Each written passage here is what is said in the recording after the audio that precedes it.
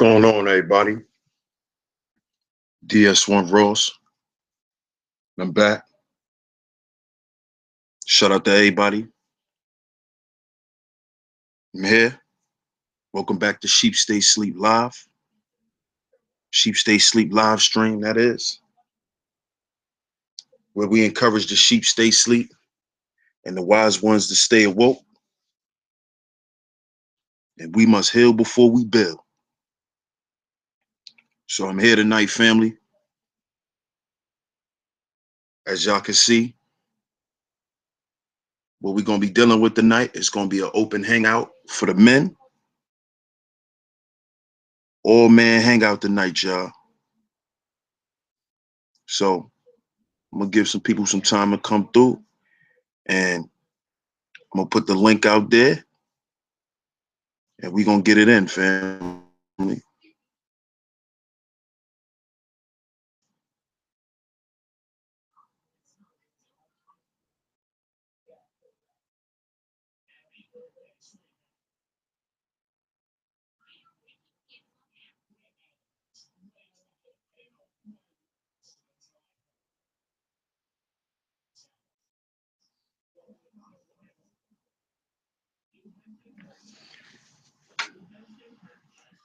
Black men are endangered, family. That's what we want to talk about tonight. And I want the men to come through because this is a very, it's a very, very important topic. And I think it's a topic that the men need to touch on. These is issues that, us as black men have to deal with on a daily basis. So I need the men to come through tonight, render their voice. Anybody's welcome to render their voice. It's never an issue with me. Come through, and speak your piece on this topic. Because this is a topic that men really need to be building on. Because this is very serious. Very, very serious, family. Especially for us black men.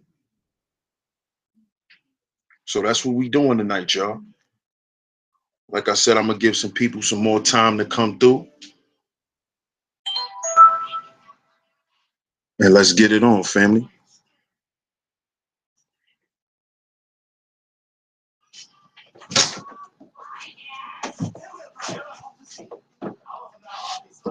I hope our sisters is listening in on the conversation tonight also.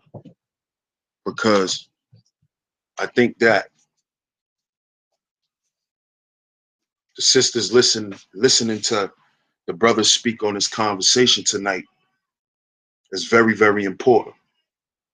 I believe our sisters need to understand that we're becoming endangered out here, man. We really are. We're becoming endangered. So I threw the link out there. Any brothers that want to come through, y'all always welcome. And we here tonight, family. We here. Peace to everybody who's watching.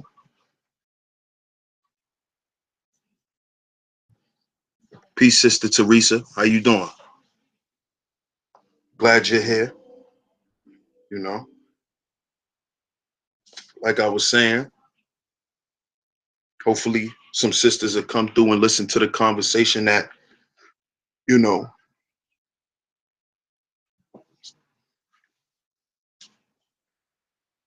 it's important that y'all hear this conversation.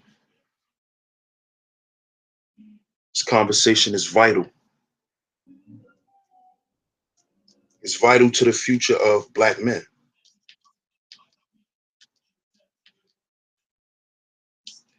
So tonight it's gonna be about us, fellas. It's gonna be about us, man. So I put the link out there. Any fellas that want to come on, hit that link. Let's build on this.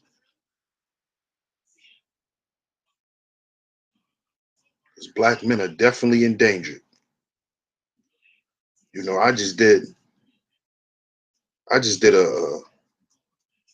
simple, you know, Google search, and I found some crazy things, man, about what's going on with black men and us being murdered in 2017 by the police. You know, we only in the month of April. Well, May now. So we only been 5 months into the new year. And a lot of us has been murdered. A lot of us, y'all. A lot of black men. Really a lot of black boys. See, this is why I want us men to really go into this tonight, because our sons are being murdered rapidly. Like, it's like we're still the target, but they're really going younger and younger. You know, they're really targeting teenage boys now. These police, man. And it's ridiculous, and it's getting out of hand, man. So us brothers, we really gotta get a grip on this thing, get a grip on our families, and you know, spearhead this thing, because it's getting out of hand. It really is, family. It's getting out of hand.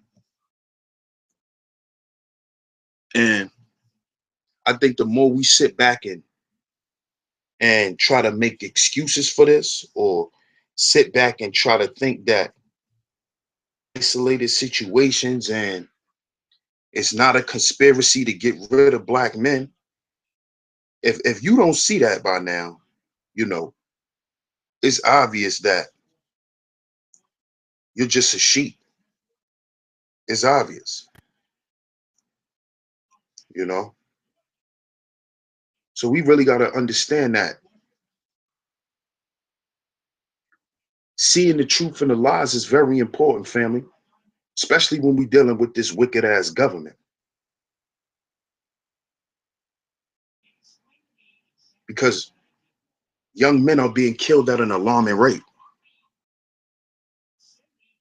And that's something that needs to be discussed. They really do. Discussion for the men. Being that we're the protectors of our household, you know, being that we lead in that manner, us fathers, you know, we have to come together to have this conversation, because, like I said, it's getting out of hand. We need some type of community board, own neighborhood watches. We really do, because it's getting out of hand with these senseless killings of our children, especially our young boys. It's really getting out of hand. It's getting out of hand out here, man. So any brothers want to come in, make sure y'all hit the link, and let's build on this topic, family. Let's build, brothers. Let's sit down and have a real honest conversation, you know, especially the ones with sons. But if you got a daughter, let's have a conversation too.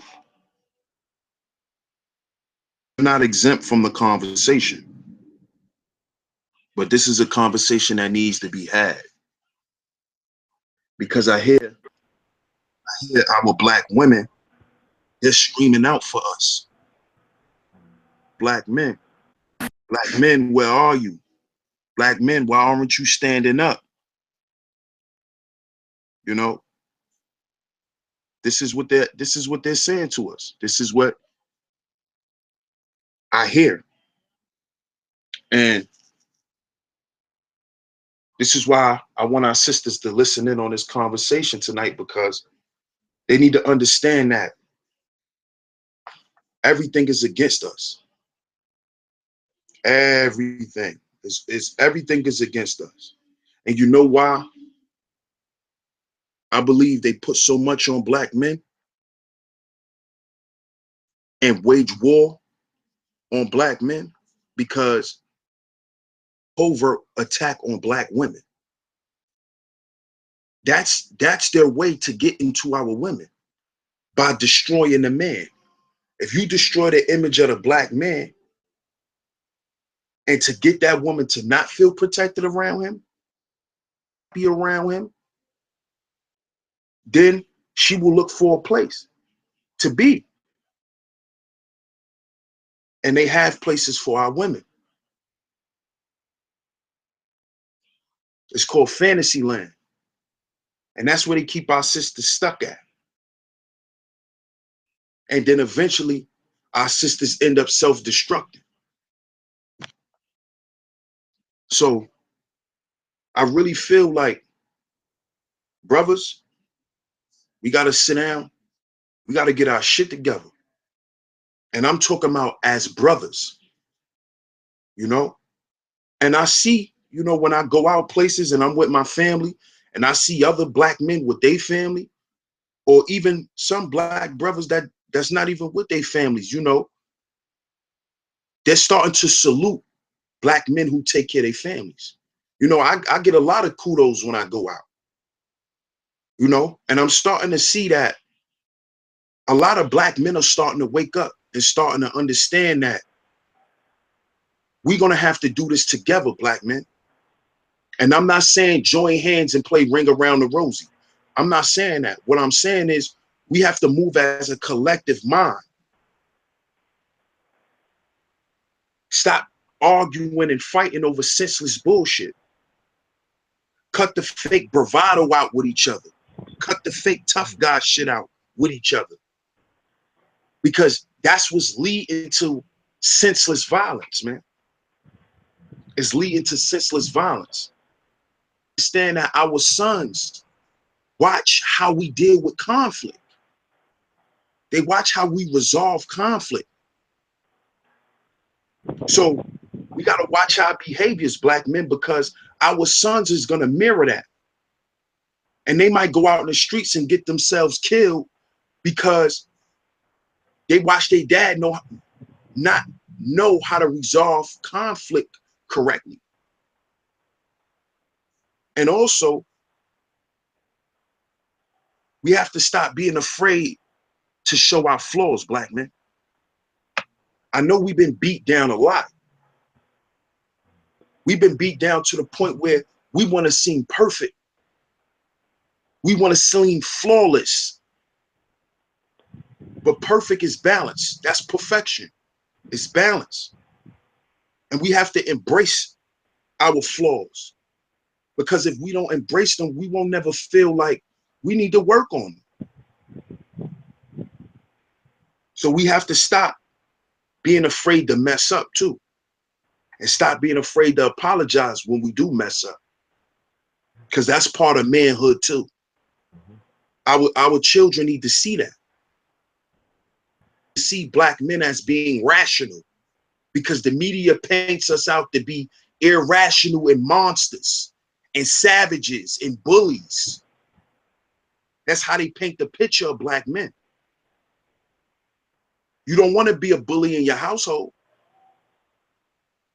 What's up, brother JT? What's up, King? What's going on, my brother? Always appreciate the being in your presence. Um, I think the one thing that everything you say is right on point. But I want to urge brothers like myself who do not have kids. You also have a responsibility for our young men in the streets. We got to show them more love and determination. And also, brothers like myself, to help the aid of you too as being the father, to check on you to make sure that everything is good. Not come and take over, to make sure I say, yo, how my little kings doing? How my little queens doing? So for me, it's bigger than that.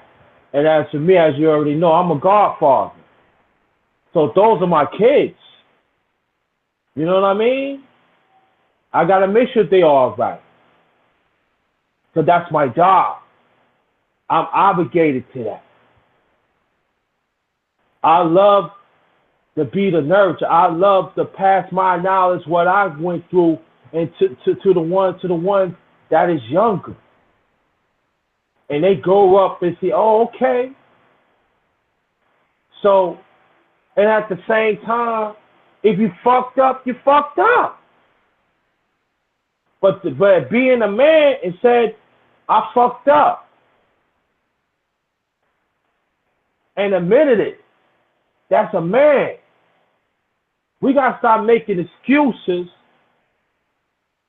and say, all right, whatever I do, it ain't no problem.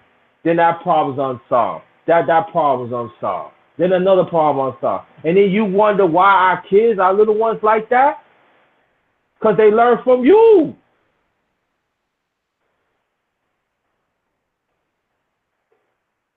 We have to do a better job to support each other.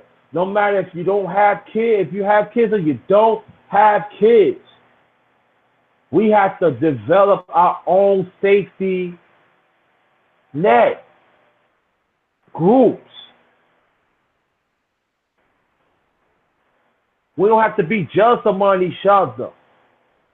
We all suffering. We understand how the media and the system is, no doubt about that. But at the same time, we gotta hold each other accountable.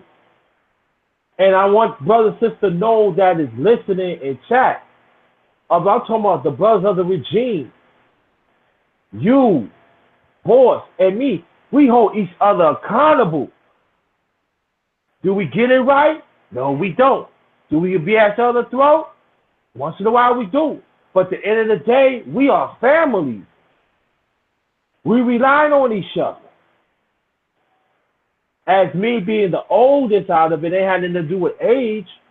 I got to make sure your brother's okay. Because I know when I was coming up, I didn't get that consistency. So whatever I didn't get, I gotta do the same. I gotta turn that cycle around. I gotta make sure you're okay. That's my job. That's my obligation. And I love doing that. Because when you're okay, I'm okay. And we got to develop that, brothers and sisters, especially brothers in my age group. We got to look out for brother DS1 and boys that have families. We got to acknowledge them. Because in their age group, they getting slaughtered of alarming rate.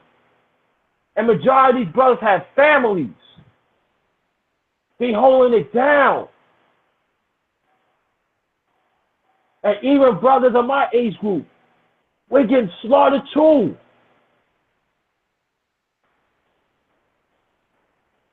It's fucked up that when you leave the house, you pray and hope that you can put your key through the door. It's fucked up that you talk to the brothers. I hope I live to talk to you the next day. Now, there's some people say, I don't know why you act like that, but these are the rules. See, we didn't make up the rules this way. That's how it is. Going back to centuries and decades.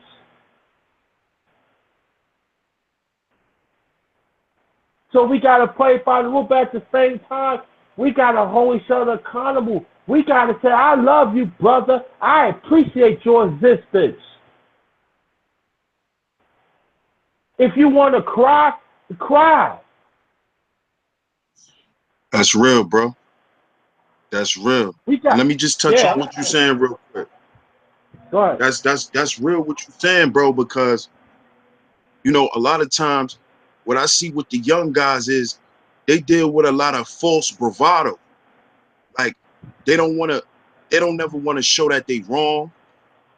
They don't want to never show that they made a mistake, you know, and they thinking that that's not manhood to fuck up, Mm-hmm.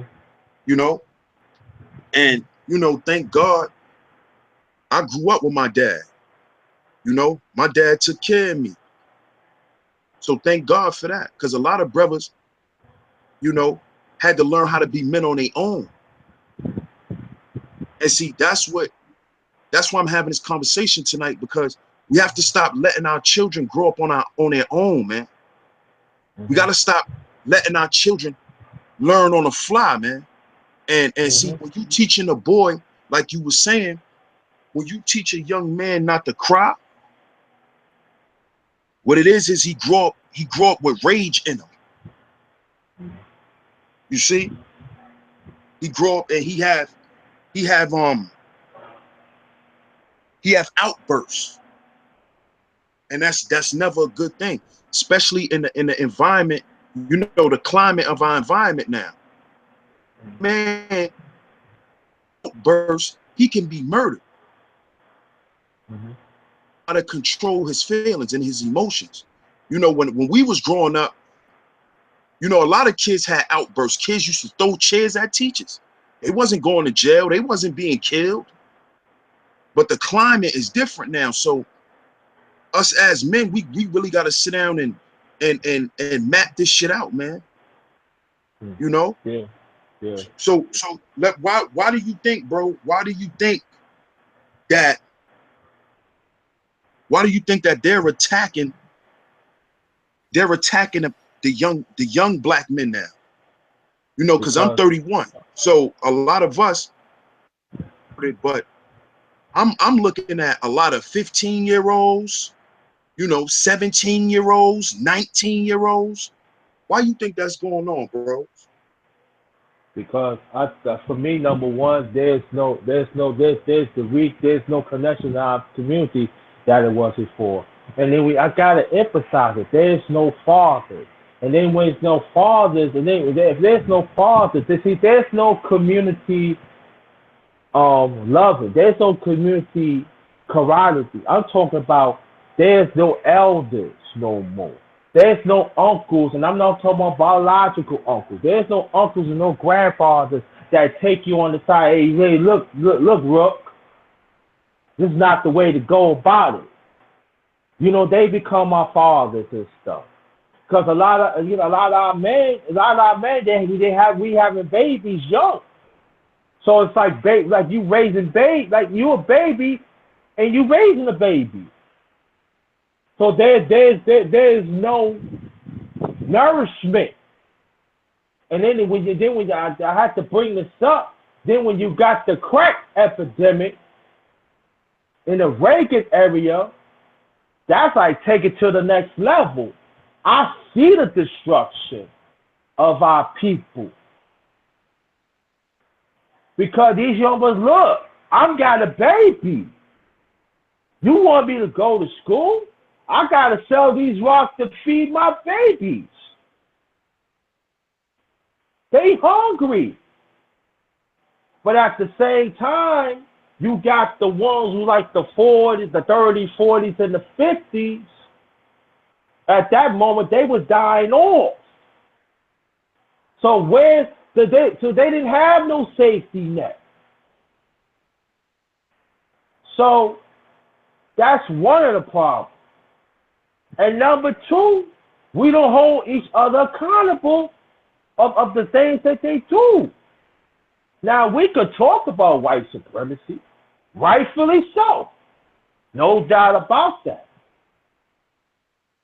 But now you got older brothers now. I'm going to sell this rock. I don't care about nourishing that young man. I don't care. It's like you said, it's a savage, it's a savage cycle that I'm telling you, I've seen it. And so what we gotta do, we gotta have self-examination within ourselves. And I know for me, I could say, oh, I ain't got nothing to do with that. Yes, I do got something to do about it because I'm part of the community. I had to switch it up and say, hey, I got to be there for these children. Because a lot of fathers get locked up. A lot of be in despair. They see their mother and father getting breaking up. And that's another conversation we better have too. Of the despair, of the losses, of the distrust, not feeling valued. That's another conversation we better have of our young boys. Go to school, not know about your curriculum. So we better have these conversations. That's an excellent question, my brother. Right. Back at you. Shalom, shalom, Ak. What's going on, King? Shalom. Shalom. How everything good? Bro, how you been, man? Man, it's good. I can't complain, man. Just yesterday, you know, it was an awesome day. Got a chance to baptize my wife, my two oldest daughters, and my oldest son. So, Oh, that's and beautiful, King. Congratulations, brother. I appreciate that. Beautiful. And my soon-to-be daughter-in-law. You know what I mean? So, man, all praise to the Most High, man. You know. Indeed, indeed, bro. But to address the topic, right? I see it, you know, solution. So, you know, I understand the problem that we having, and I get it. You know what I'm saying? It's always been that warning sign as far as I can see when I actually came into understanding our issues and our problems within the community. You know, we really ain't had no time, like I told our sister yesterday, we don't have no time to take breaks. So, you know, for us to understand the situation that we're in, you know, we got to come with the solutions. You know what I'm saying? We can't keep harping on what we're going through. You know, if we come through with solutions, then, you know, we can build and move forward with those and dead those problems is how I'm seeing it. So what I see first, where we need to see, which is very important, is the morality. You know what I'm saying? What I mean by that is how we conduct ourselves, how we move, and how we dealing with our sisters.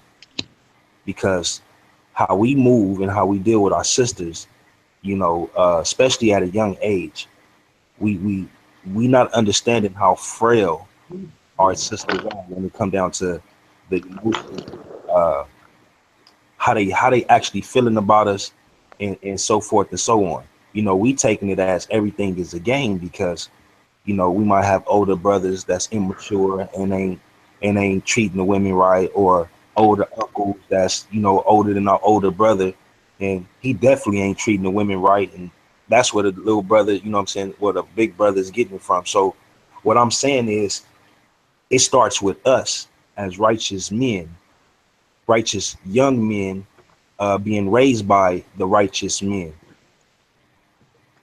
If we don't correct ourselves and then correct our youth, which is our seeds that's coming up under us, the problem gonna continue. So what I mean by the problem gonna continue is the young man is gonna go out and look for who he can have fun with, have sex with, how many girls, put them on the pedestal. You know what I'm saying? And just so happen if a baby come along, you know, he might be there, he might not. We can't afford that. We never could afford that.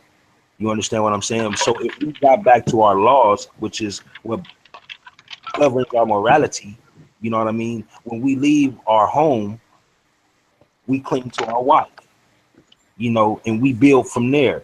You know, that's family structure. Now, if we go about it the way that the world say about going about doing things, now we have, you know, possibilities of things being out of order, meaning that, okay, it's cool for me to date, it's cool for me to have sex. If a baby pop up and me and her don't get along, we don't have to worry about building and working shit out. I can just leave her and the baby if I don't feel it, or I can just leave her and take care of the baby. Well, sometimes that shit work, but majority of the times it don't. You know what I'm saying? Because that child loses when the parents is not in the home together raising that child. The child loses. I don't care what nobody say. I'm not taking nothing away from the single parents, but reality is, just like it took two to create that child, it takes two to raise that child.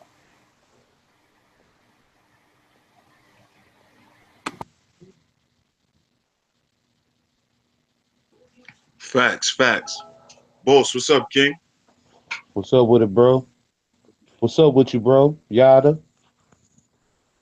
Shalom, Ak, What's going on with y'all? What's up to everybody in the chat? and it's good. Ak, awesome topic. Yeah, I see. I see.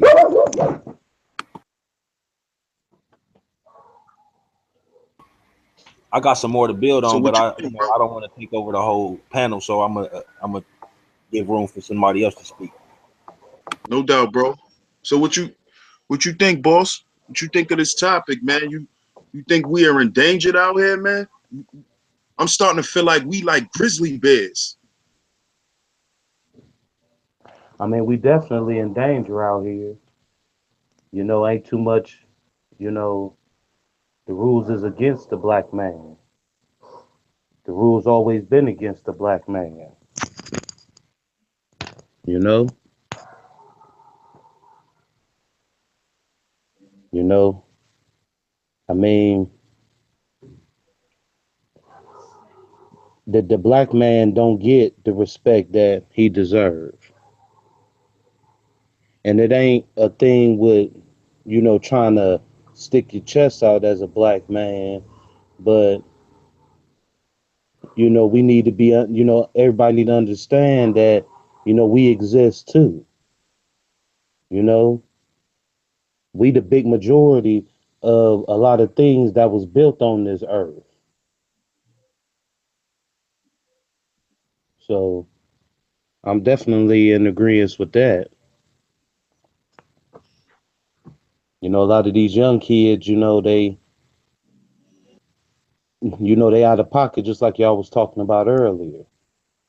You know what I'm saying? These OGs these days, they suckers. They ain't like the guys that we grew up under. These so-called OGs these days, they only care about a dollar. They don't care about, you know, who's shooting who killing who. It's all about a dollar. You know, I mean, if you're gonna keep the money rolling, keep the money rolling. And the only way to keep the money rolling is if, everybody on chill mode. So I think if it was a thing like how, for instance, say if you was pumping that shit, bro. You know what I'm saying? Wouldn't a smart way to be if you got all these young homies coming to you and they looking up to you and they respect you, but they killing each other once they leave your house to get up the street? Wouldn't you try to come up with some type of structure or some type of order to where, okay, if you shoot at this brother or y'all set of crew shoot at this other set of crew, y'all ain't allowed to make no money. It's just like how we see in the movies. We see with The Wire, and even with the Italian mob. Men agreements and different things like that. That shit went out of hand. Back then in the time where wasn't too many men. Period. Had jobs on Wall Street and good jobs like that. So you had to do what you had to do in the street. And there was a time where you couldn't put your hands on another man unless you was authorized to. You couldn't just walk the streets and just put your hands on anybody and nobody said nothing to you. You had to be permission. You had to have permission.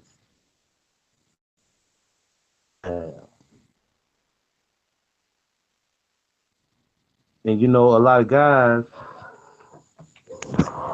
they only care about the money these days.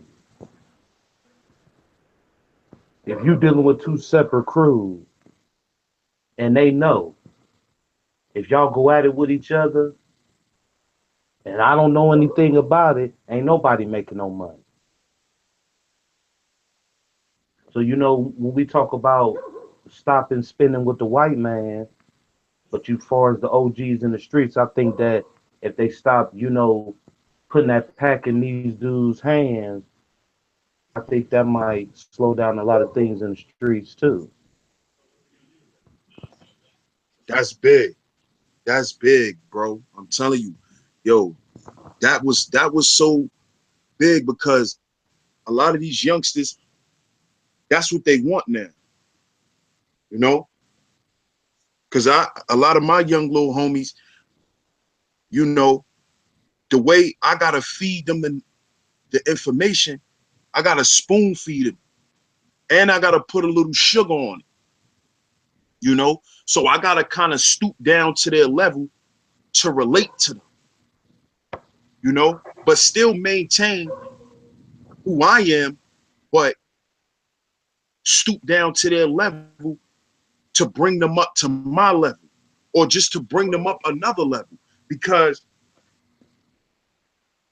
what these young dudes don't respect, they don't respect morality, because they looking at, I can't eat morality, I can't wear morality, I can't drive morality, you know, I can't have sex with morality. This is how they think. So what you saying is big, because all what you were saying is what these young boys is attracted to. They're attracted to the money. They rather be void of the morality. They rather give up their character. And that's because the OGs gave up their character for the money. So that was big what you said, bro, because a lot of these young dudes don't understand that. Yeah, You know? definitely. Them dudes is losers. They done gave up in life, bro. Right. Definitely. Sun God said that the dope game is killing off our young men. I mean, I agree with that too. But everybody's not working 9 to 5. So, with that being said, just because, people in the streets, them the ones that got to calm down with the violence the most, especially with young black men. Every young black man, ain't got a 9 to 5. So, a lot of them is in the street. This conversation really don't, it really is irrelevant to the working man, because the working man really ain't nobody being violent going to work every day. It's about the youth, But you can't, streets. you know So, what? We can't exit that working man out, boss, because even that working man got an influence on the youth, because that working man is just like the brother that's not working. Cause see, that working man, he gonna come and hang out on the block too. He gonna come and talk yeah, that. facts. You know what I'm saying? And that shit that he talk is gonna be the same shit that the homie on the block that's been hanging there all day is talking. You know what I'm saying? It's just coming now from a brother that's working. So he like, well, shit, what the fuck? You know what I'm saying? So we have to draw the line. You know what I'm saying? When it come down to how we communicate with our youth. You know what I'm saying? Because if we want to save our youth from being endangered, because we pretty much set, you know what I'm saying? We know what we gotta do. But our youth, you feel me? They feel like they understand what they gotta do too. But we understand different because we understand what's to come. They can see certain things, but they don't see it the way that they need to see it and understand it as clearly as they need to. And that's where we come in at. But with the straddling the fence, you know what I'm saying? It's either we gotta be righteous and we coming at them in that tone, or we gonna be on that other side and coming at them in that tone. We can't be half-assing like, oh yeah, you know what I'm saying, homie, it's cool to still be on a block and boo boo boo bop. Nah, bro. Look, this is what it is. Yeah, it was cool when we was young and shit and we didn't have no understanding, but now that you got understanding and now that you got somebody that love you and that care about your future, this is what needs to take place. You know what I'm saying? of course it's gonna be some feedback and some backlash because change ain't easy. I mean, I definitely feel you, bro. You know, the point that I was making was that the young guys ain't listening to the working man. You know, he on the block, but the young guys ain't listening to the working man. They listening to they listening to the man with the pad. So any type of way, whether you in the streets or you working, if you could try to help keep the violence down, because let's be honest, never going nowhere. No matter how many brothers and sisters we take off of them, these streets is gonna be here forever. So with that being said, if you got the dope man working with the working man to help the kids out, which a lot of them are doing, just feel like that'll keep a lot of the violence down. We know a lot of dope men and we know a lot of working men. And when you put the dope man and the working man together, bigger spark than what you would get individually.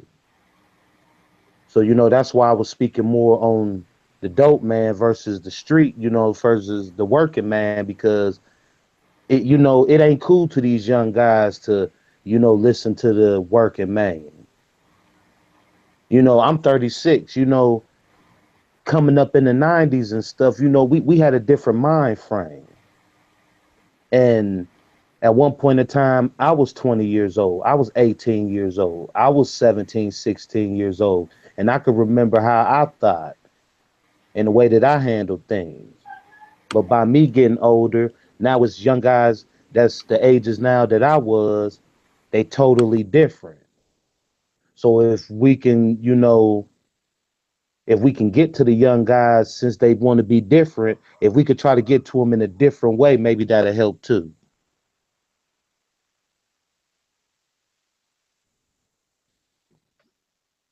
You want to respond? Yeah, I feel that, and the thing that is just what I said, what I meant by, the working man and the hustle man is the thought process, when they link together in that sense. I Right. understand that the youth is not going to listen to the hustle, I mean to the working man that come on a block every blue moon, you know what I'm saying, and try and kick some knowledge, and what I'm saying, kick that spill. Yeah, of course he's not going to be heard. You know what I'm saying? It's gonna go in one ear and not the other, and they gonna deflect it and try and change the subject and all type of things. I get that. I'm talking about the working man that actually goes in every day almost, you know what I'm saying, weekly, by the weekly, uh, on the block hanging out, you know what I'm saying, talking the same talk. Uh, what I mean by talking the same talk is, which is detrimental to our our growth as a nation, meaning talking down on the women. How they about to have, how they about to go out on the weekend, and you know what I'm saying, I'm about to go get fresh for this, and I'm about to get this many blase.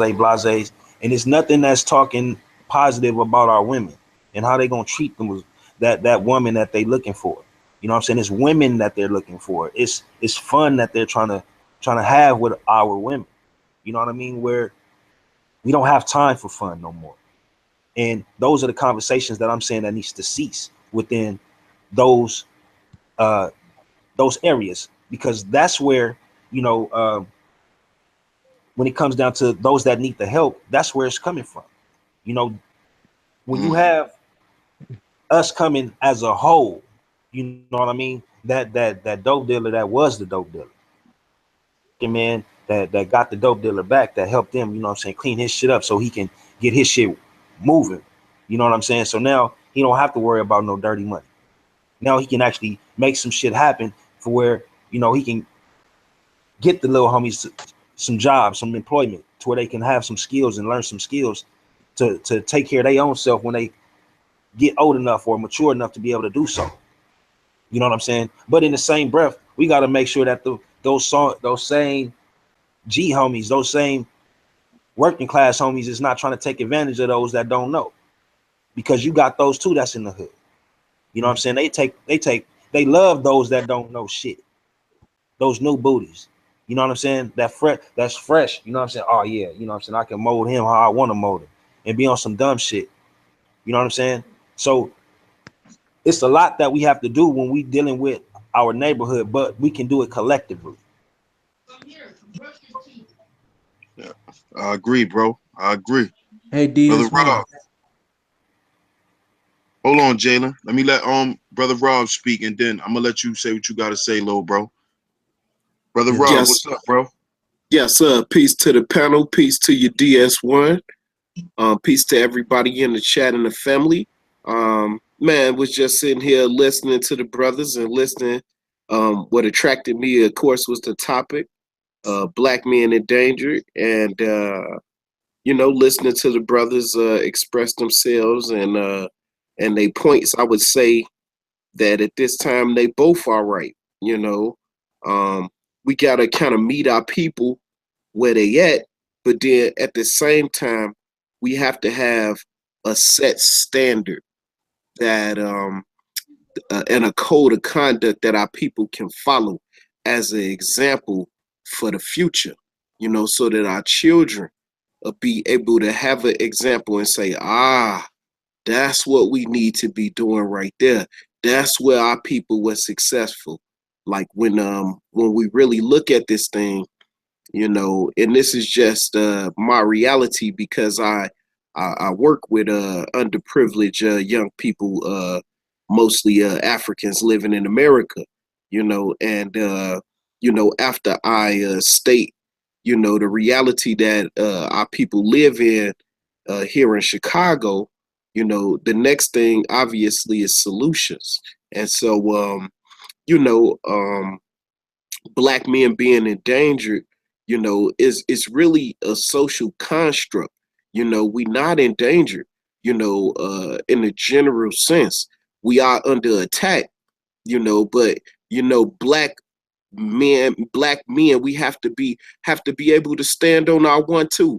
I'm a I'm gonna just give y'all an example, right? I had I started at this new school, just a couple of weeks ago, and I had this young man that cussed out one of the sisters that worked there, and so I went to the assistant principal, and I wanted to have an all men's meeting to let these young brothers know that type of behavior is not going to be tolerated, and if I catch you speaking to the sisters that go to this school or work at this school disrespectfully like that, I'm gonna put your funny looking ass out of here. You know what I'm saying? And the assistant principal basically told me I couldn't have a meeting like that because of our transgender and our homosexual students. You see what I mean? So we have to have a clear definition of what manhood is. We have to have a clear expectation of where we want our community to go. And without it being clear, without us saying to ourselves, man, this is what we want. This is what is acceptable, right? It's going to be very difficult for us to build a sustainable movement. So that's my take on it. I continue to listen. Of course, I chime in where I feel like I have some expertise or some knowledge in that area. But I agree with both of the brothers' point. I feel like we definitely need to meet our people where they at, but then we need to raise the bar. And once we get to that bar, raise it a little higher. So we can pull ourselves out of this rut that we in. I feel like it's more psychological than anything. And once our desires get in line with our goals, brother, man, we gonna be powerful. But that's my take on it. What's up, Jalen? Everybody, can you please mute yourself? I gotta tell you something. Some bad news.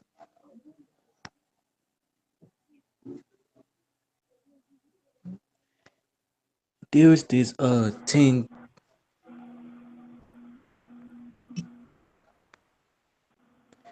There was this teen girl talking about some I want some teen boys to run a train on her. I'm like, why this girl talking nasty and stuff? I'm like, why these girls get this behavior from talking nasty and stuff?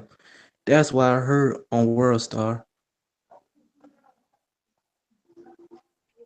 Well, I'm glad you brought that up because you know it kind of ties in with what my brother Yah was talking about as far as the way young boys is socialized to deal with women or deal with young girls also.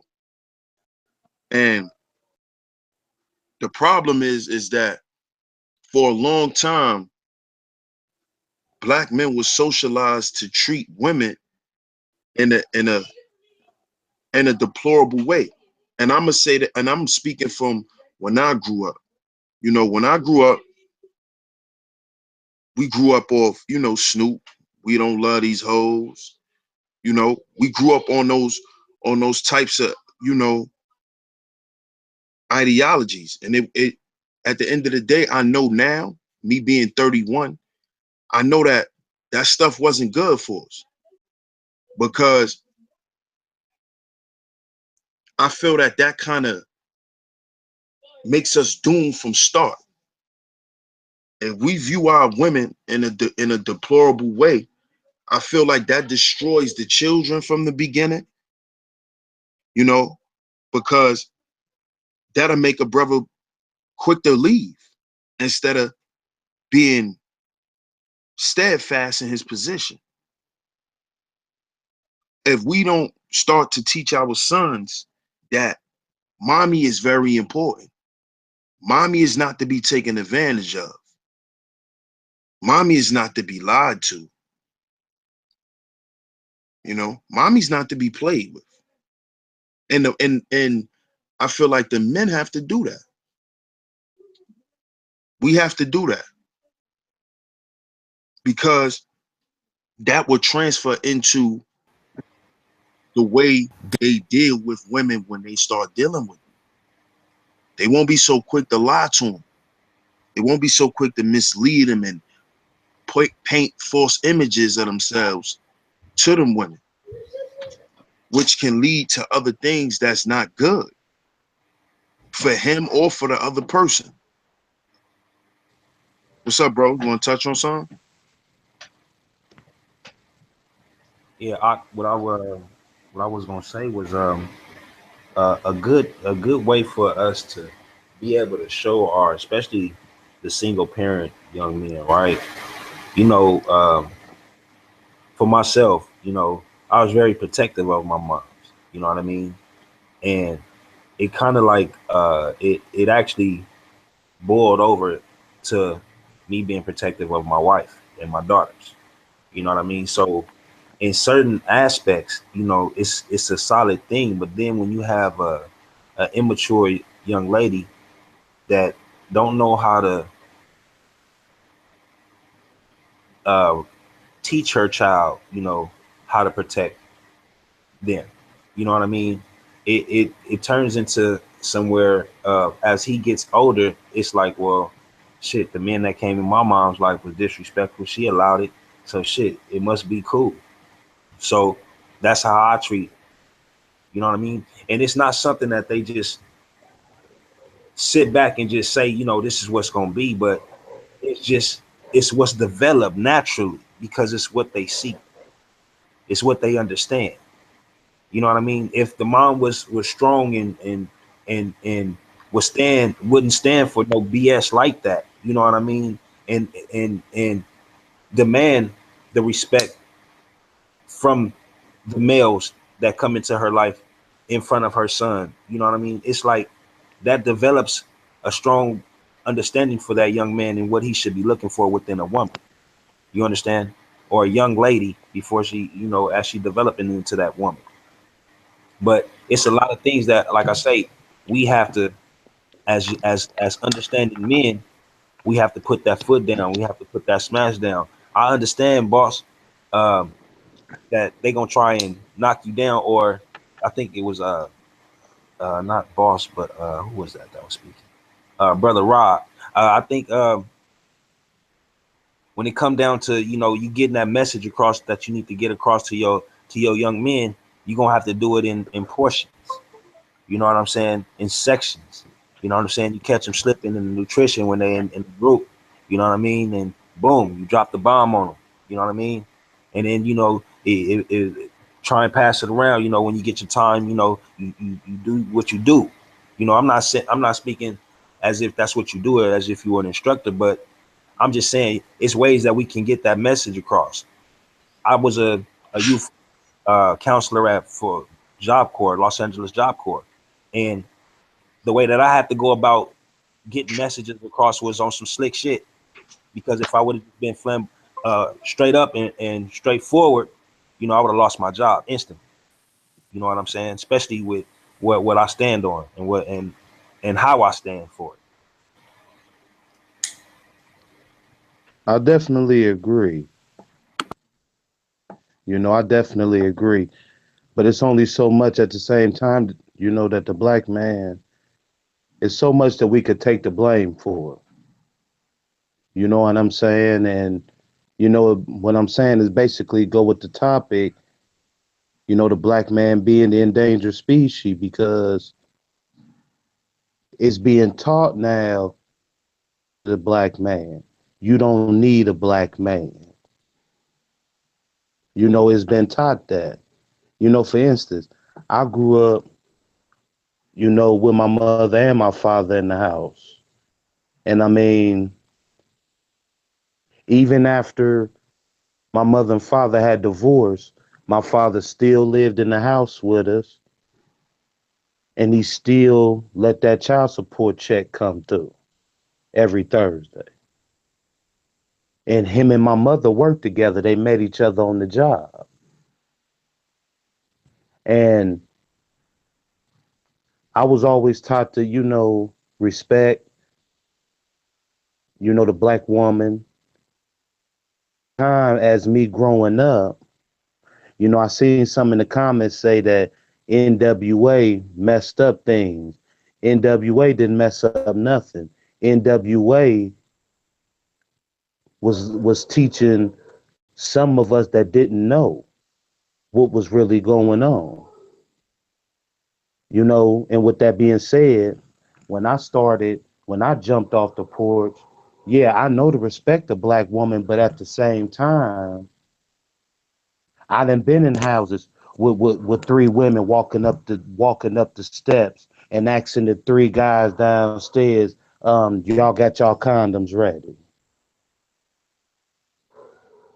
I've been around shit like that when I was growing up.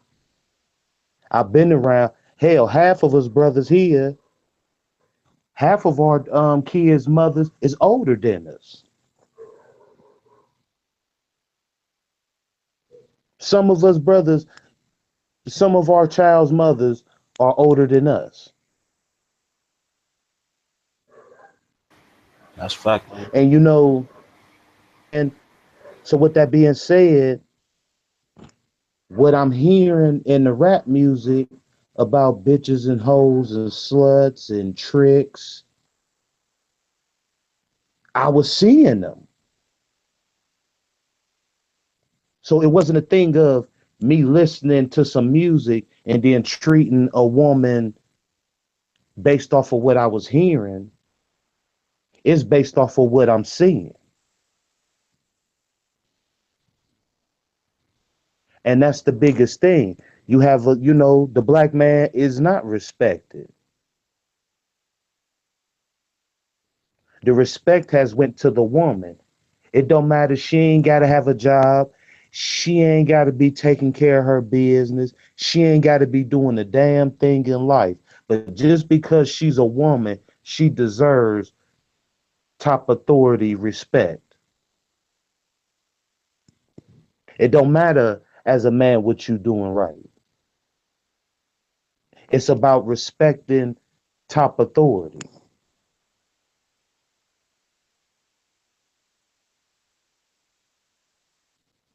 So that's my point. We heard about women being hoes. Us as men, we done dealt with hoes. We done dealt with every different type of woman. We done dealt with, women with respect themselves. We done dealt with a whole lot of women who didn't respect themselves. The woman that don't respect herself is more top authority than the woman who do respect herself.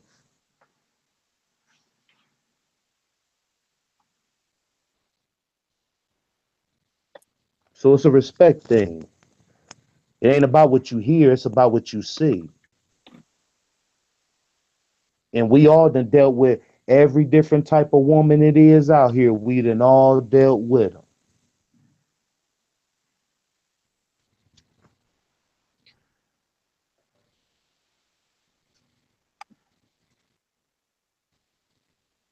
Well, just to pick up after the brother, um, yeah, this is what I teach my boys. I got two sons, no daughters. You know that in life you gonna meet some women that might not have some respect for themselves. You might have to have some for them. You know, I don't want to have my grandchildren born out of happenstance. You know, I want my son to love the woman that he with and be a father to his child.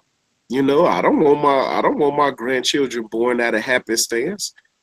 So that's why I try to preach. If you're gonna be, and this is just to my immediate boys. If you're gonna be with a woman, you should at least like her a little bit.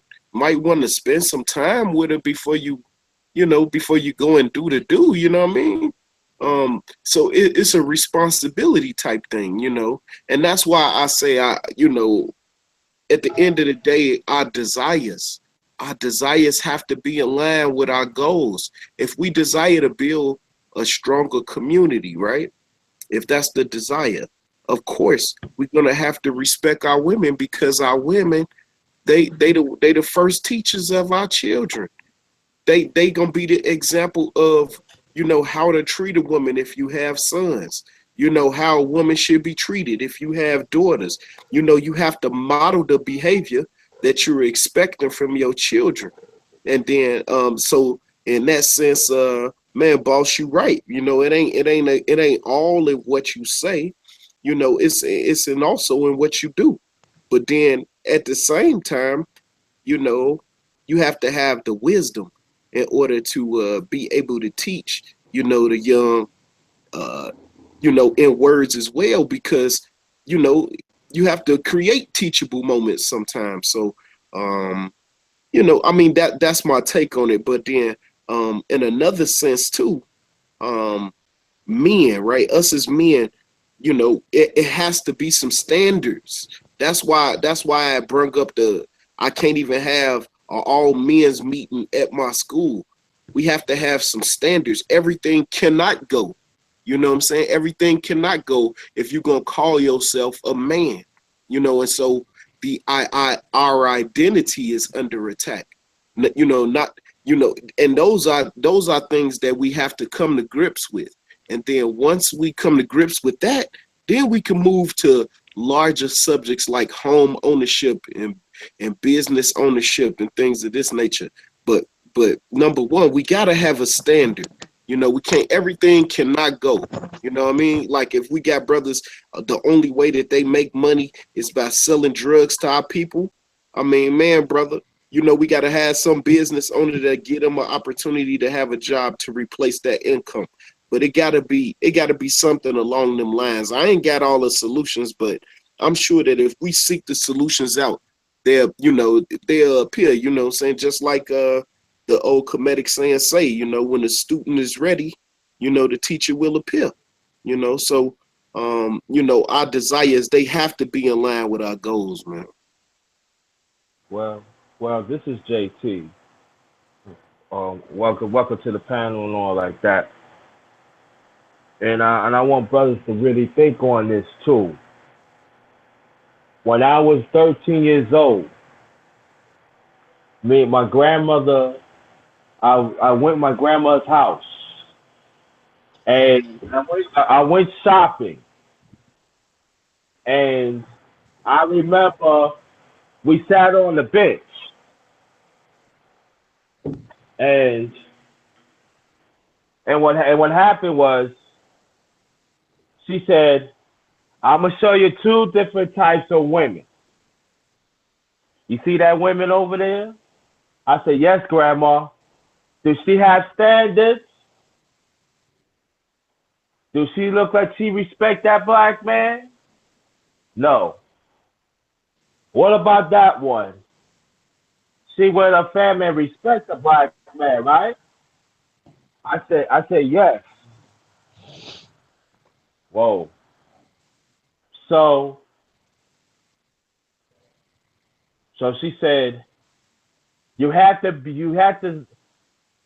get your standards up. Because when your standards up, you make better decisions. And it's so true to right now that I'm going on 51 years old, that us as black men, when we have standards within ourselves, we make better decisions on what type of woman that we want to be around. Now, as for me, as coming up, I made mistakes. No doubt about that. But it's all about breaking that cycle to make better decisions. And then what I learned, I don't let a woman define who I am. I define who I am as a black man to be counted. That's it. Thank you very much. No doubt, no doubt. And I think what we have to socialize to our sons mainly, and see, the reason why I brought this topic up is because I found this Facebook page, and let me go to it real quick. It's called Killed by Police. And they started this since 2013, where every black child that gets killed by the police every year, it's kind of like archived here. And so far, brothers, it's been 385 385 young men murdered by the police. And we're only in April. And I'm going to just give y'all some of the ages. April 29th, the 385th person, Jordan Edwards, a black kid, 15 years old. Then you got a 46-year-old, you got a 32-year-old, a 53-year-old, a 26-year-old, 25, 23, 27, 20, 15, 16, 24, 6, a 6-year-old, a 6-year-old. So this is why, I wanted to talk about this, because this is outrageous, and I be on my oldest son. I be a little hard on him with his attire, especially I don't play with them hoodies. Don't wear hoodies. I don't let him wear hoodies unless it's cold and he with me, because the Trayvon Martin incident, and plus hoodies really don't represent anything positive at the end of the day. Because when we was growing up, and when we was doing stuff we wasn't had no business doing, we was wearing hoodies. So you didn't grow up like that, So what do you got your hoodie on for? What are you trying to look like? Who you trying to impress? Who you trying to be? And I think we have to start checking our sons like that. We can't let our sons start getting full of themselves, and because it's easy, especially if they go into public school, because they want to fit in. So they start socializing and they start seeing certain things and they mirror it. But we got to let them know that that's not cool. You know, that's not the thing to do. You putting yourself in a hostile situation. You got to understand your landscape, understand where you at, understand what you're dealing with. So we got to keep our sons always aware, militant at all times. You know, even if it hurt his feelings sometimes, we have to do it, especially as men, because it's very, very important. They can't slip. Because look what happened to Trayvon. His father, you know, he got too relaxed. And that's why I feel like that can't happen. We can't allow that to happen. We really, really can't. So we got to watch how our sons is being socialized too. And we have to always keep, you know, knowledge around them. And we have to always keep them protected too. You know, because a lot of times our sons deal with a lot of pressure too. Pressure with fitting in, pressure with dealing with girls and stuff like that. Because every man want to feel like he's a man. He want to feel like he fit in with the other men. So we got to let our sons know it's cool to be themselves too. And that people will attract themselves to you. Don't go out and seek acceptance. Because later on in life, that could lead to you accepting bad relationships, you know? And that could lead, you know, into having children with the wrong women, getting caught up in child support situations. Now you locked up, you done lost your license. Now you done lost your life. And a lot of times it starts from when they're children. So I think as men, we got to start really seeing these things early and acting on them very, very early, you know?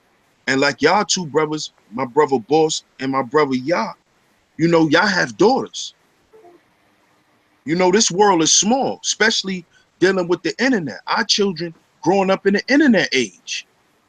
So the world is smaller. You know, I wouldn't want my son to run into your daughter and treat her horribly, and then I find out you her dad. That wouldn't sit right with me, you know? And I was a guy that I grew up and I didn't treat women right. But that's why I want better for my sons. And I mess up in front of them, and I always let them know that's not the way to be. You know, but don't ever be afraid to mess up either. You know, but we really got to take this stuff serious with our sons, man, because it's too many of them, 385. And that's just killed by the police. 385 already. We only going into the 5th month of the year. We ain't even made half the year yet. So, you know, this is crazy, man. Y'all want to touch on that? Yeah, I just want to touch on like when you were speaking on the gear, right? And the clothes and things that we wear. It's like because we set the tone and we set the trend to everything that's going on, how people dress, you know, slang that they speak, uh the music that they listen to and so forth, right? Um it because we tend to dress like everybody else instead of our own, we fit right into the statistics, everything that they looking for. It's just like this being corporate America, and we sticking with this goddamn social security number instead of creating a corporation and living in this society off of that. It's crazy that we don't grasp that, and we don't make the transition that we need to make so that we don't have to deal with certain shit. You know what I'm saying? Certain little things that we can do uh, put us in a different light, in a different situation. So when they see, like when I'm dealing with the law out here in LA, and y'all pretty much got an understanding on how they get down with us out here, it ain't no joke. But when I'm rocking my fringes, I get a different look. Uh, I get a different vibe. You know, they see me, but they don't see me. You understand what I'm saying? They don't. I don't get that attention that if I just had on the regular tee, a regular white tee, or a regular black tee, or a regular blue tee without my fringes. You know what I'm saying? I'm getting looked at crazy. I'm, whether I got a fresh cut or I got my locks or I got some braids. You know what I'm saying? But when I got my fringes on, representing, the reminding me to follow my laws that I'm supposed to follow. You know what I'm saying? It's a different outlook. It's a different energy that's giving off, even though they don't like us. You know what I'm saying? And they check us, but at the same time, it's a different check. You know what I'm saying? And I can say that because I've done and I've put on both gears. You know what I'm saying? I dress regular gear. I put on the suits. You know what I'm saying? And I still got those looks. I still got that type of you know what I'm saying? But when I rock my fringes, it's different. It's different. And then I don't see a lot of brothers in the news with fringes on in chalk lines. So it's something that you might say, or those that's listening might say, "Oh man, that's some bullshit. It ain't got nothing to do with the fringes. It's all about us." And da da da. Well, understand, if we follow the laws, we still protected from that which created us, or he which created us, because that's the thing. Because we strayed away from our culture, we have to deal with this bullshit. The more I understand and the more I get back in line with our culture, the less I got to deal with this bullshit. And the only bullshit that I'm really having to deal with is my own people.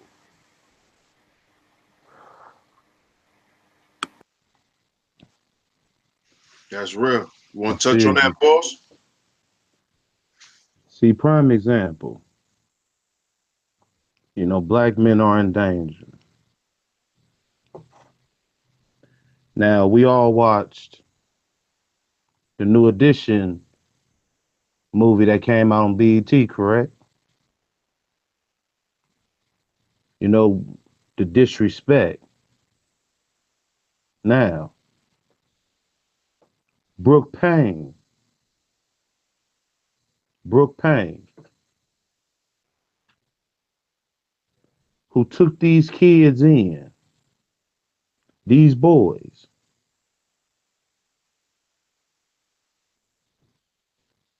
treated them as his own.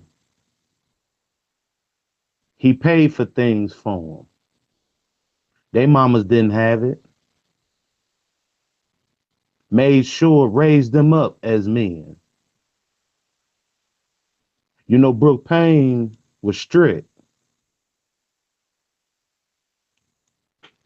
Tried to keep the boys in the right direction.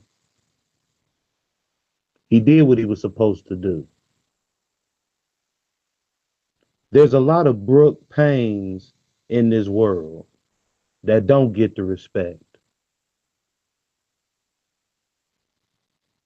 Them the mothers was more worried about free being off of their sons and getting a check than this black man who's doing right by their son.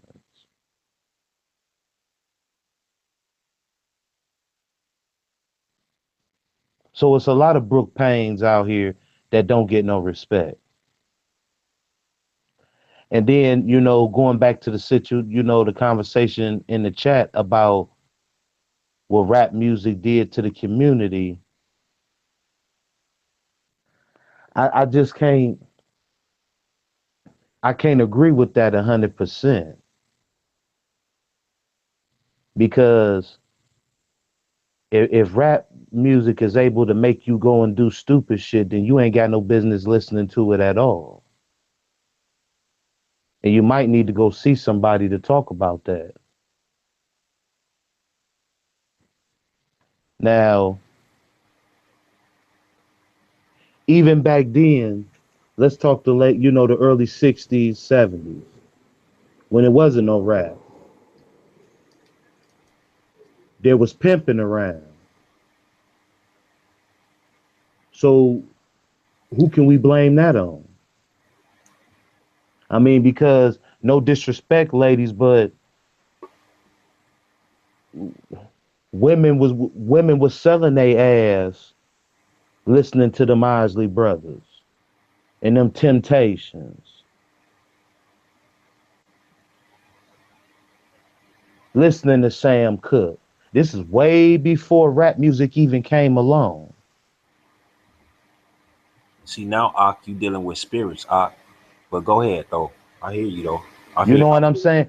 Way before rap music even came along, there was gangs, there was drugs, there was violence, everything.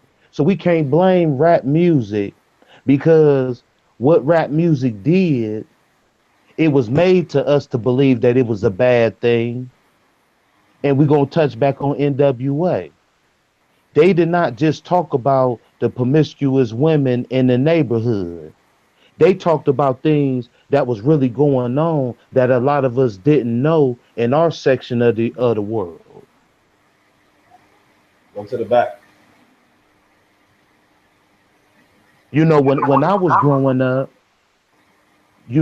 Ice Cube, that's my favorite rapper of all time. You know what I'm saying? I get that from my pops. Like my pops would sit me and my brother down. We had the Death Certificate album. We had Kill at Will. But we knew how to listen to that and still get our educations in school. And we was young. We knew what the difference was.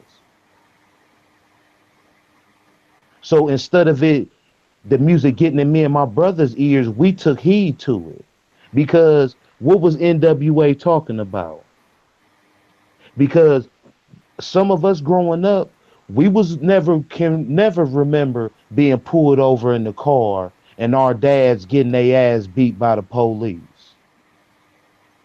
and our mothers getting assaulted by the police.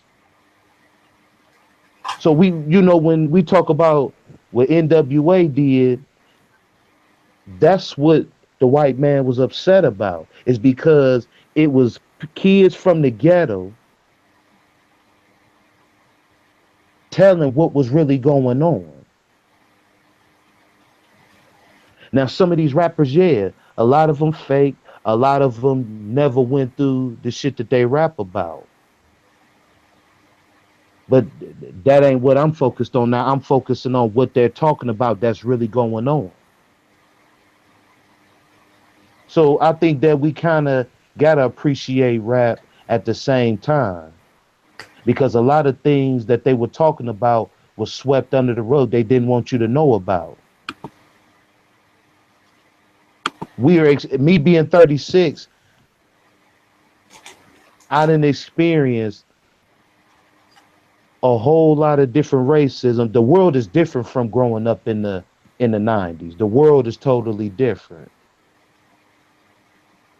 And the things that them rappers rapped about, that Death Certificate album, it all comes to play into excuse me, in today.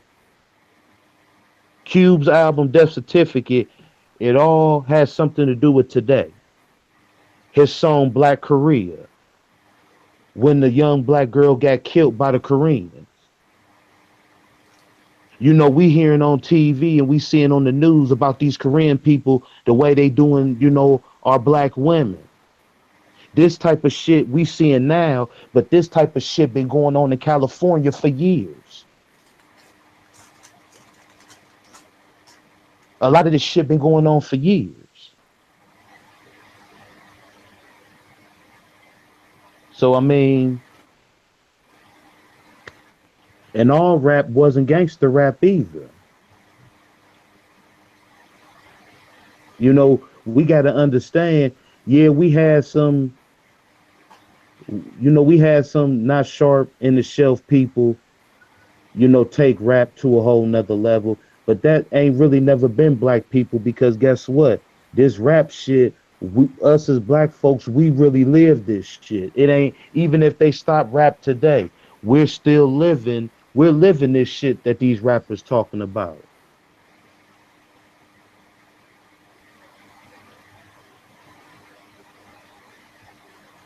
Go we're ahead, here. Op. So go ahead, bro.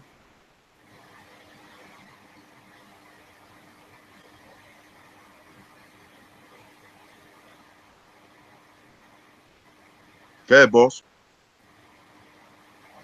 Oh nah, I was listening to bro.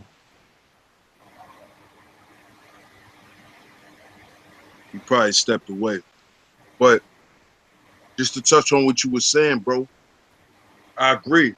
You know, we can't throw the baby out with the bathwater as far as hip hop, because hip hop started out as socio-political consciousness. That's what it was built on. You know, so them brothers from the West Coast, they were speaking on police brutality. They were speaking on how the police was killing them. Speaking on how the police is responsible for the Bloods and the Crips being against each other. They'll drop Crips off in Blood neighborhoods, drop Bloods off in Crip neighborhoods for them to get killed. So, you know, and they was talking about this in their music. So that's important, you know, and I feel like the youth today need to go back to that music and listen to that. You know, they got to go back and listen to that, because it's because of that music is the reason why you got the type of Ice Cube you got today. The film director, you know, that's how you got that guy. He didn't come from that. So we got to make the connection to our youth. So what you're saying is, you know, we can't throw that out, because hip hop is the connection to our youth. It connects them. It connects them to everybody.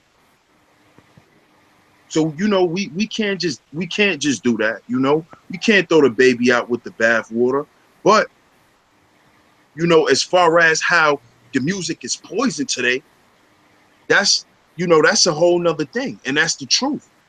Because the music today is not conscious. It's not teaching you, you know, socio-political aspects. You only have certain rappers that's touching on it. And they're not really, you know, they're popular, but they have their set fan base. You know, you got your J. Cole's, you know, you have your Wale's. You have these young conscious dudes, your Kendricks. You have these dudes, you know, and they have a very big fan base. But I feel like their fan base shouldn't be a set group of people. Like, I don't think conscious rap should be a genre of music, because before it wasn't a genre of music. It was music. Jews wasn't making rap songs without dropping Jews in them. It was impossible. You know, I grew up listening to Wu-Tang. All they did was drop knowledge. Definitely. You know what I'm saying? And even when I listened to the so-called gangster dudes too, because the Wu was gangster, but I was listening to dudes like Smoother Hustler, you know, Helter Skelter. These dudes they was spitting, you know, next level type of stuff when I was young. But somewhere down the line, that stuff got lost. So, you know, that's definitely true, because So they didn't want to continue to commercialize that type of music, because what it would lead our children to be doing. And that's why they had to, you know, infiltrate that shit and, you know, start pushing out the poison, you know? exactly, DS. Yeah, That's definitely. what it is. I was just about to touch on that before you even touched on it, but that's on point, bro.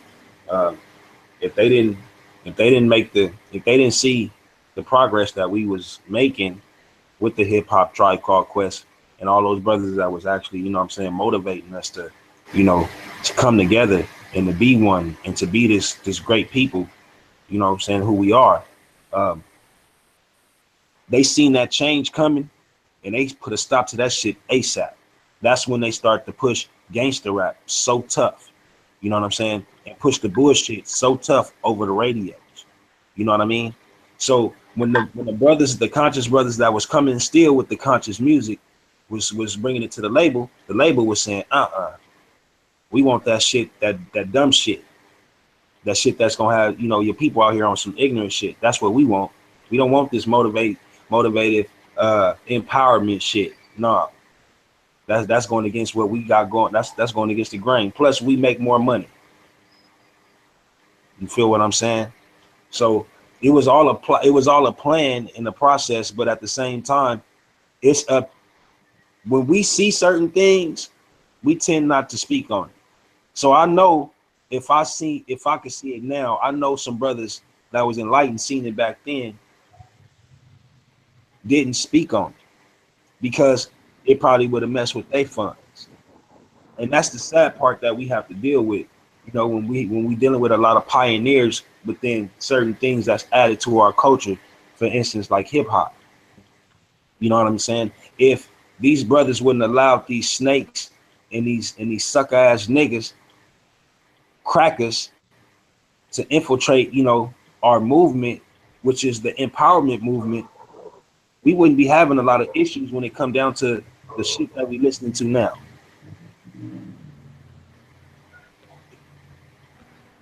Yeah, that's so true. This is JT. I know when I start, you know, because I'm one of the few that actually seen hip hop was born. You know, be back like be you know be in Brooklyn, New York, and see hip hop how involved in and stuff.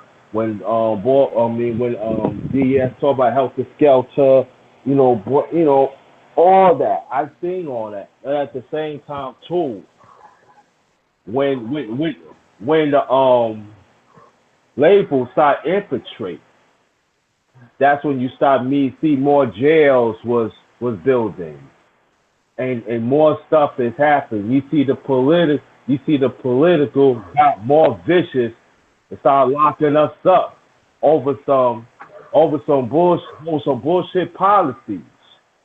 And you see that narrative was getting smaller and smaller of the conscious right.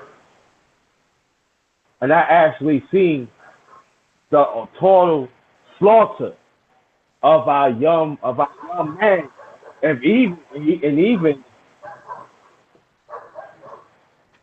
grown men. So it's a whole lot that we just it's like really we just playing catch up.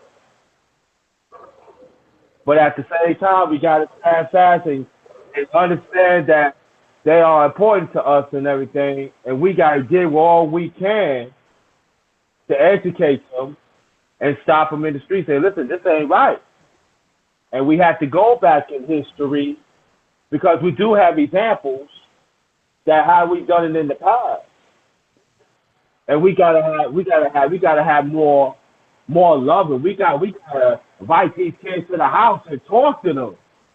You know, play the certificates. Tell them about hip hop, the realness about it. You know, that's all I'm saying. Thank you. Yeah, but see, my thing is, you know, when I build with the young homies, what I notice is that they don't really want to go back and do no history, you know. So how I communicate with them and what I suggest to the brothers who wanna communicate with the youth is meet them where they are, meet them where they are, meet them where they are, and be able to make the connection to what they're listening to now back to what you was listening to. Don't try to relate from you to them. Relate from them to you. And as men, we have to be that open and that humble. You know, I don't walk around and be feeling myself because I'm older than the young homies, and because I have a you know, I have a bit more of intelligence and stuff like that dealing with life. I don't try to scold them dudes. You know, I don't I don't I don't deal with ego when I rock with them either. And that's why I feel like they're very hostile with the older generation because they always feel like We coming from the posture of telling them something. We need to relate to them. We don't need to be telling them something. Now we need to tell them something when they need to hear it.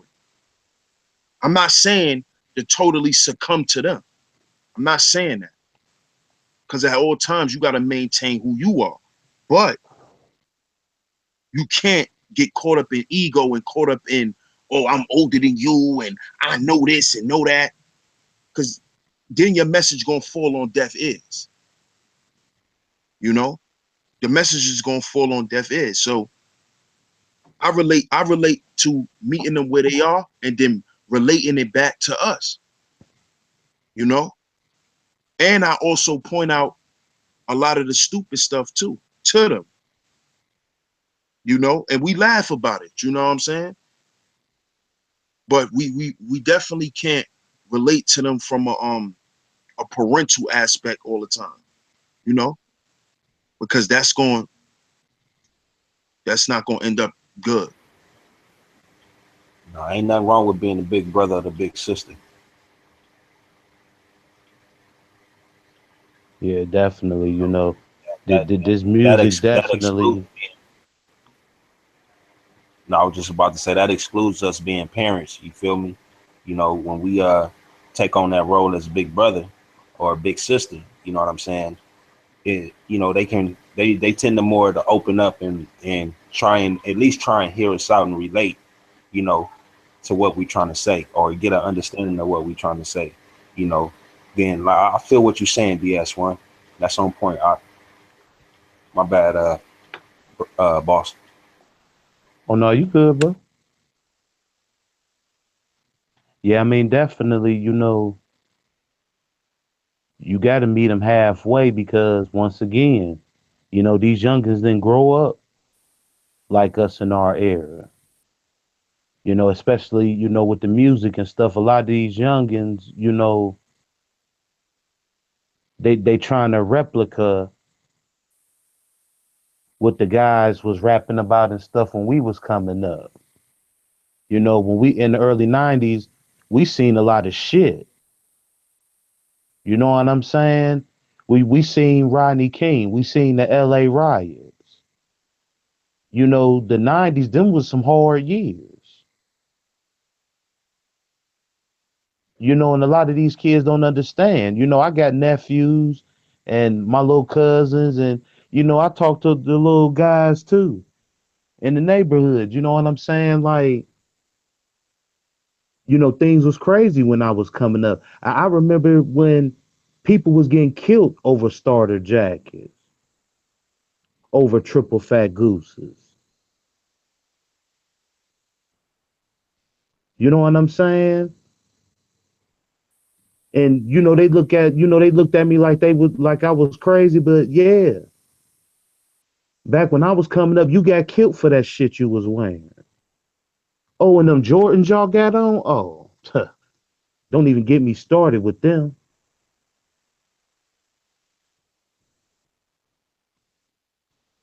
And now I turn on the TV and I see little Yachi. He got on Busta Rhymes' green coat on, and he talking about, oh, I got my soda. I'm like, what did he just say? Do he got a sharp pain in his back or something? What are you talking about?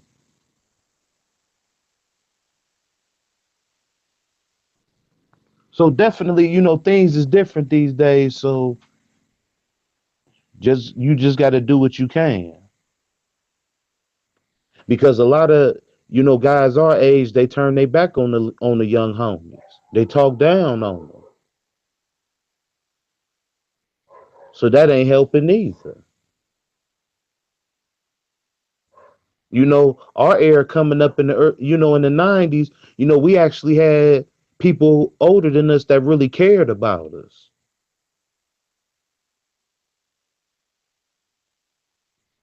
These days, you know, cats our age, they looking at the little homies.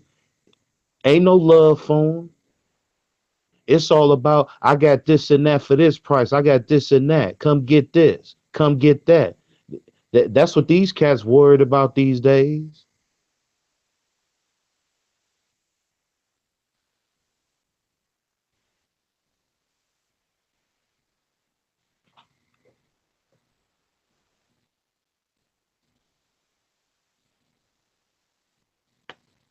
I think I think that's because of what's being socialized now. What's being socialized now was materialism and not moralism. And we have to we have to show our children a balance too, because that's another way of relating to the youth too. And see, the way I did it was I broke it down. We have two types of leaders. And maybe we could do another show on this if y'all brothers want to. But you got two types of leaders. You got material leaders, and then you have thought leaders. And we have to know how to explain the difference to the youth. So when they encountering people, they know how to deal with them. So they're not so quick to disrespect them because they might be dealing with a thought leader. So he might be coming to them, bringing them jewels and not, you know, bringing them a few dollars. And they quick to turn them type of people away. They quick to look down on them type of people. But that's because they don't understand that it's two types of leaders in the world.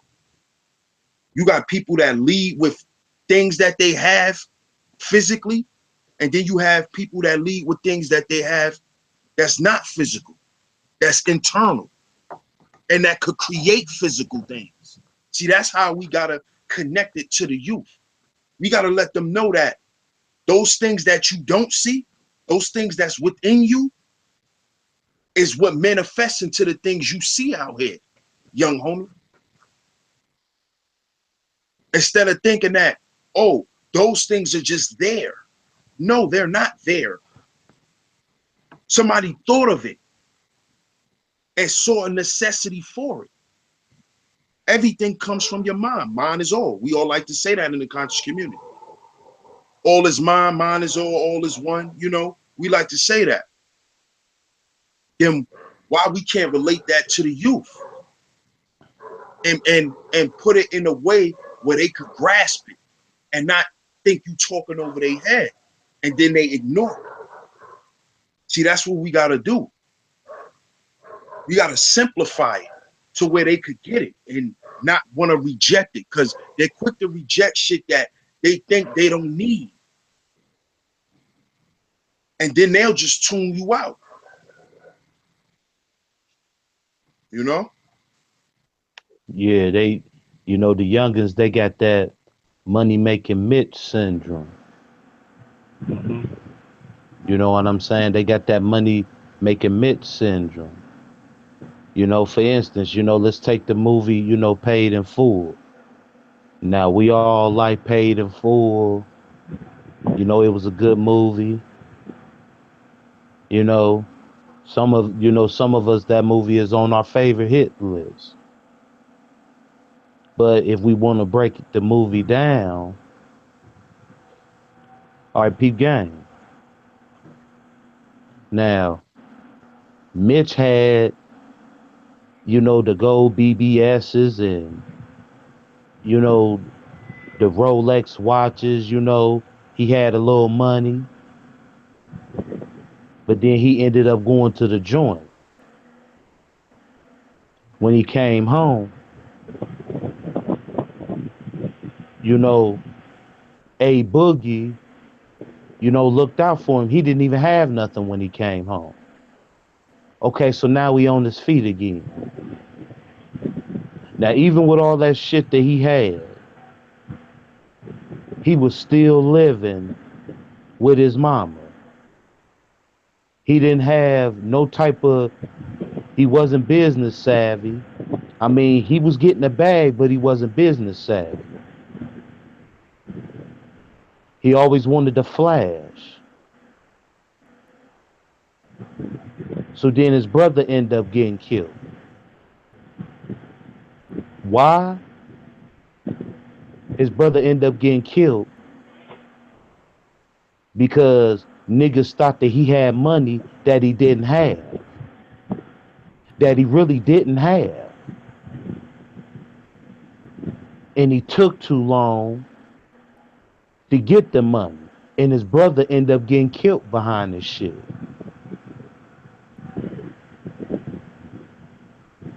You know what I'm saying? So a lot of the youth, you know, they only care about certain shit. Ain't nobody, you know, teaching them to be business savvy.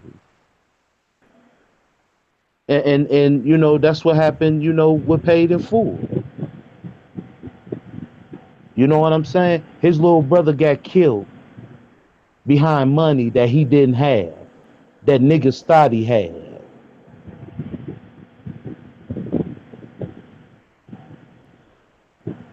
That's crazy. That's crazy you saying that, because we in that era now where everybody front like they rich. You know, you got a pair of foreign shoes on your feet. You know, you got your little cool outfit on. People think you got more money than you have. You know, and that's why you see a lot of clubs getting shut down, because a lot of people getting robbed and killed. People getting shot at clubs and stuff because, like you said, bro, people think these people got more money than they got, and then you notice these people ain't got no money.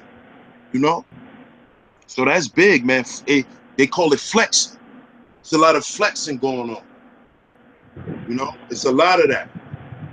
People be fronting like they got it like that, and then when somebody comes see if you really got it and you don't, it go a whole nother way. It be a whole nother problem.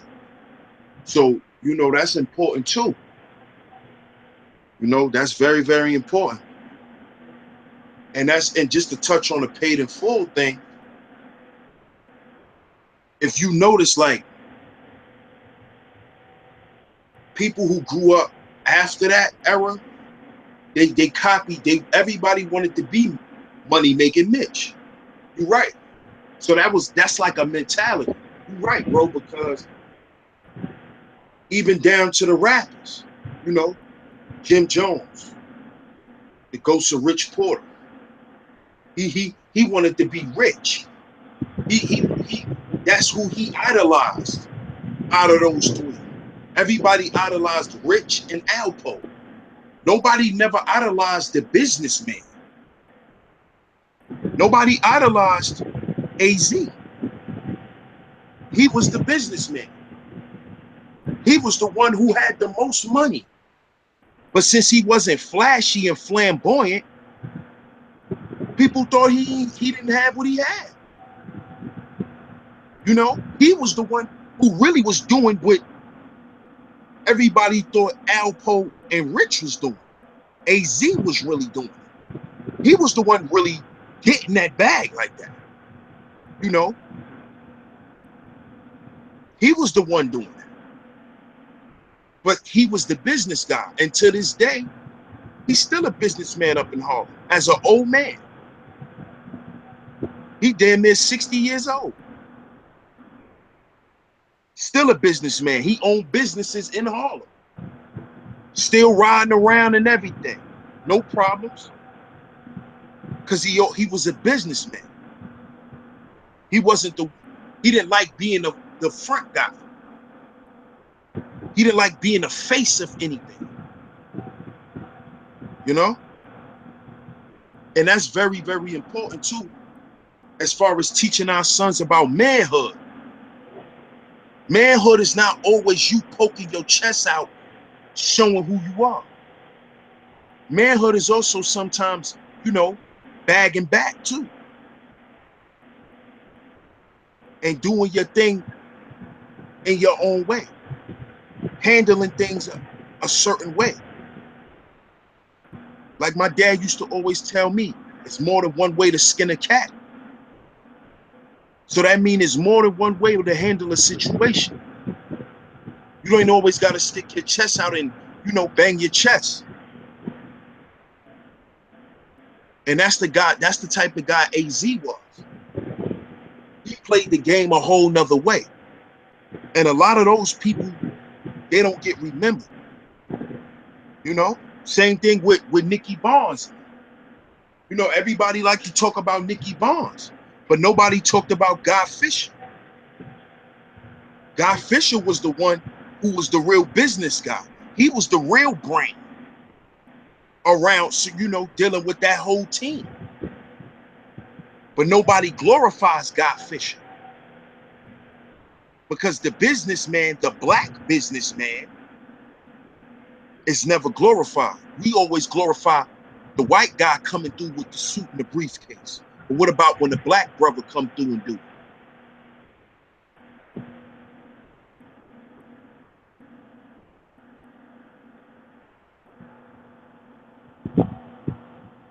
Any of y'all want to touch on that? Yeah, I touch on it. Guy Fisher, go more on Guy Fisher. He was the one brought the Apollo back. He was the one to bring Holla back to his form when I'm talking about 50, 60 years before that, when the Holla Renaissance was known around the world. You know, and he did a lot for the community. That as Nicky Barnes haven't done. And that's a good point. That's an excellent point to say. See, we always want to be the one, we always want to follow the ones that is flexing, the one who flamboyant. We don't think about the ones who do things in the background that make things happen, like Chad Williams and other people. They always want to talk about, but they never really talk about what they stood for our people. And those stories are lost. Back at you, my brother.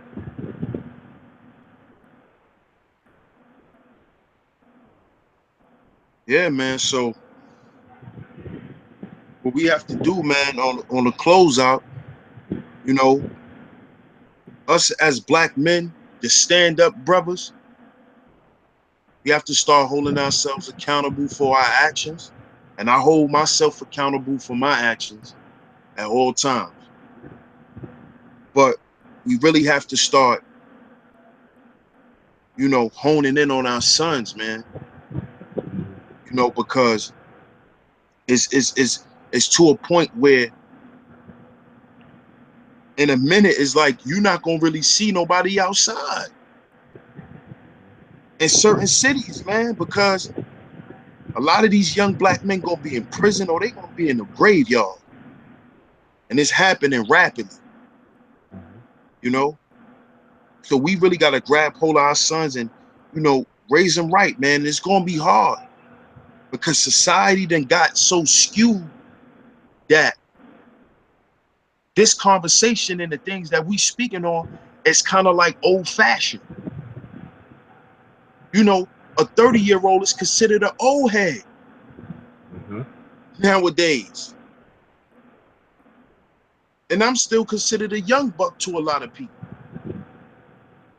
So we really got to get back our sons, man. We really, really do. We got to make sure we have something for them because they like a lot of shit, and that's cool. But we got to have something for them, man. You know, tangible and intangible. We gotta do it on both sides of the spectrum because black men are endangered, man. And we're really getting to a point where it's gonna be very, very scarce. You know, especially with this big explosion of the homosexuality thing. You know, and see, I saw that thing, you know, coming back in 2007. You know, because these people, they play with numbers. You know, they do rituals and they play with numerology. And the seventh letter of the alphabet is G. So 2007 was supposed to be the year that black men progressed. So what they did was they spent it around and came out with the skinny jeans, and then ushered in slowly but surely that common homosexuality that we see running around rampant with black men. And I don't have no problems with anybody's lifestyle, but I notice it's like they're walking around like they just everywhere, like 99-cent stores now. When I was young, it wasn't normal. I didn't see it. It wasn't in my face, you know? So our sons have to deal with that. They have to deal with the pressure of that. You know, so it's a lot of things, black men, that we're going to be up against, that we're going to have to fight against to save our families, man. Because now they're attacking the black boys young because they don't even want them to grow into men. You know, they don't even want to grow them into men. So either they're going to socialize them to deal with homosexuality, they're going to put them in prison, or they just going to kill them. So black men, we got to stand up, man. We really, really do. Got to put our pride aside. We got to start doing that work, you know, and not just working outside the house, but working inside the house too. Your children need you, you know. As much as we like to make money and provide, our children need to see our faces, you know. Money can't buy time, man. It really, really can't. Because at the end of the day,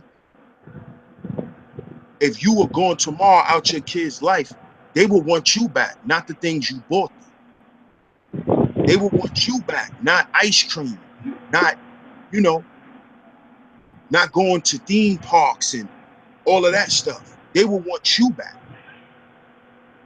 So we got to start being there more, family, so we can let them know that they're important and that we love them.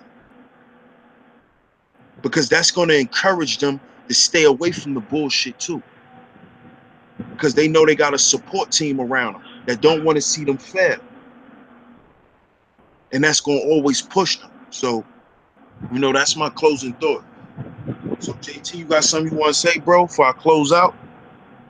All I could say on the brothers in my age group, we got to do a better job to reach out for our kids, reach out to these young brothers. We got to understand it ain't all about us. Let's stop talking about, oh yeah, I was raised. Nah. We gotta reach them. And when we reach them, we gotta let them know that we love them. And we gonna do whatever it takes to save them. So brothers of my group, of my age group, we have to do a better job to save our young kids, and even the fathers like DS1 and Boss. Give them support. Acknowledge them. Very important. That will go a long way. Cut that old school flex bullshit out. Cut it out. That's it. Thank you. No doubt, no doubt. Boss, you there, bro? You want to say something before I close out?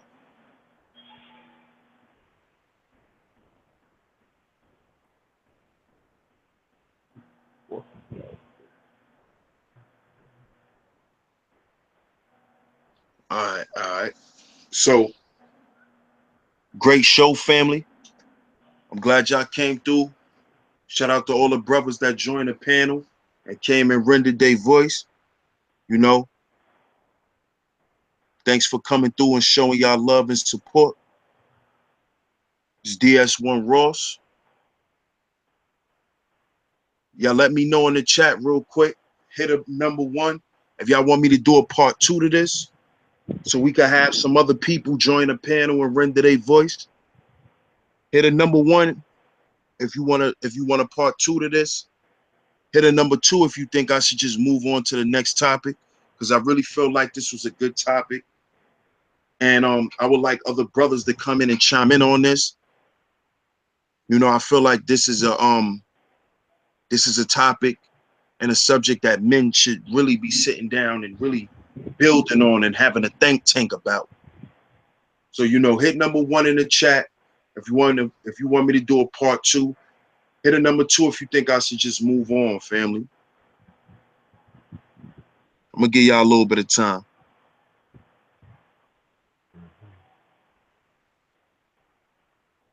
Okay, I see some ones.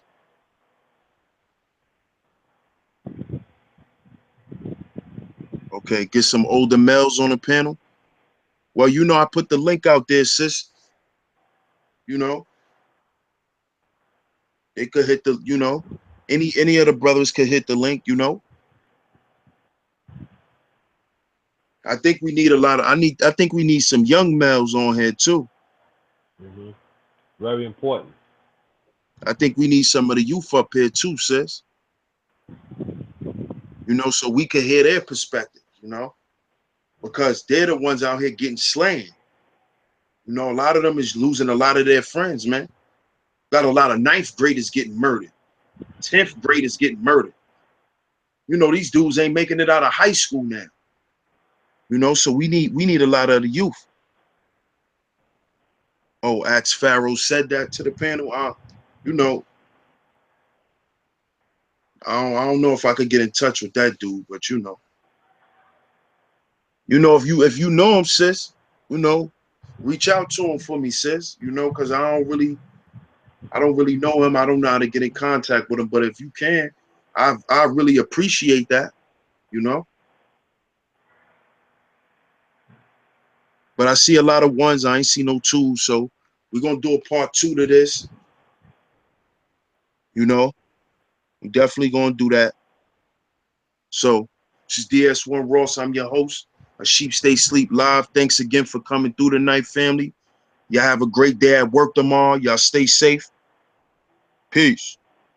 Peace.